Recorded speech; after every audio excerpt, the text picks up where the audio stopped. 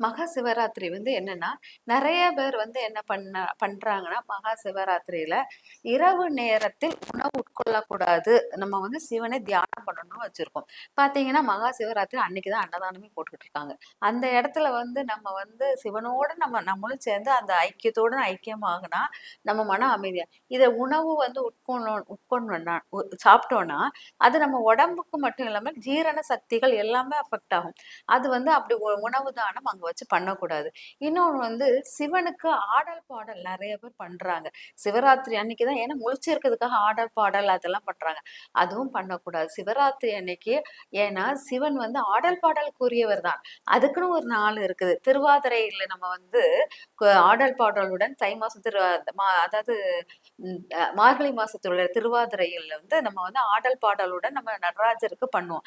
அந்த இடத்துல நம்ம பண்ணலாம் ஒழிஞ்சு, சிவராத்திரியில் எல்லாரும் தியான நிலையில் ஓம்ங்கிற நமச்சிவாய மந்திரத்தையும், சிவாய நமகங்கிற மந்திரத்தை மட்டும் நம்ம உள்வாங்கிக்கிட்டே இருந்தாலே, நம்ம உடம்புல அந்த அதிர்வுகள், அந்த சிவாய நமக, நமச்சிவாயா அந்த அதிர்வுகள் மெதுவாக நம்ம எப்படி உடம்புக்குள்ள செதுக்கும். நம்மளுடைய உடல் குறைபாடுகள் எல்லாத்தையும் செதுக்குற மாதிரி செதுக்கும். அந்த மந்திரத்தை மட்டும் ஓம்ங்கிற வார்த்தை மட்டும் நம்ம உச்சாடம் கேட்டுக்கிட்டு இருந்தாலே, அவ்வளவு ஒரு உடம்புல மாற்றங்கள் ஏற்படும். அதை விட்டுட்டு நம்ம மியூசிக் போட்டு பயங்கரமா என்ஜாய் பண்ணிக்கிட்டு இருந்தோம்னா, அது கடவுளுக்கும் சூட்டபிள் ஆகுது, நம்மளுக்கும் இது உடலுக்கும் நல்லதில்லை. அதனால எப்போதுமே அமைதியா அந்த நீங்க சிவராத்திரி அன்னைக்கு ஒரே அப்படியே சில கோயிலை பத்தி கூட்ட நெரிசல்ல ஒரே கத்தல், அந்த இடத்துலயும் நம்ம சிவனை உள்வாங்க முடியாது. அமைதியான இடம் முடிஞ்சா என்ன சொல்றது, பீச்சில் உட்கார்ந்துட்டு பேசாம ஓம்ங்கிற அந்த ஓசையுடன் அந்த கடல் ஓசையுடன் அந்த ஓம் மந்திரத்தை அப்படியே உச்சாடம் பண்ணிக்கிட்டு இருந்தாலே உங்களுக்கு அது மாற்றங்கள் தெரியும். அவ்வளவு நீ கோயில போய் பார்க்கணும் கூட இல்லை. அது நீங்க கடல்ல உட்கார்ந்து கூட அந்த தியானத்தை எடுத்துக்கிட்டே இருக்கலாம்.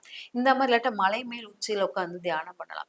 இந்த மாதிரி நமக்கு தியானம் பண்ணுவதற்கு அமைதியான நிலையில் தியானம் கூட பண்ணும். அப்படியே கண்ணை மூடிக்கிட்டு முதுகு தண்டுவடத்தை கொஞ்சம் நேரா வச்சுட்டு இருந்தீங்கன்னா, இந்த வருஷத்துல நீங்க பண்ற அந்த விஷயம் அடுத்த வருஷம் ரொம்ப மாற்றத்தை கொடுக்கும். நிறைய மாற்றத்தை நீங்க கண்கூட பார்க்க முடியும். அதனால அவ்வளவு அற்புத சக்தி அந்த சிவராத்திரியை கரெக்டா எடுத்துட்டு போனீங்கன்னா, அந்த சக்தியை நீங்க உள்வாங்க முடியும். அந்த உள்வாங்குதல் அந்த ஒளி, அதாவது சிவனுடைய ஒளி பிரகாசமாக, அதாவது காலையில அப்படியே உதைக்கும் போது, அது உதயமாகும் போது நம்மளுக்கு அந்த ஒளியை உள்வாங்கும் போது நீங்க அந்த பிரகாசத்தை அடுத்த வருஷம் கண்டிப்பா உணர்வீங்க.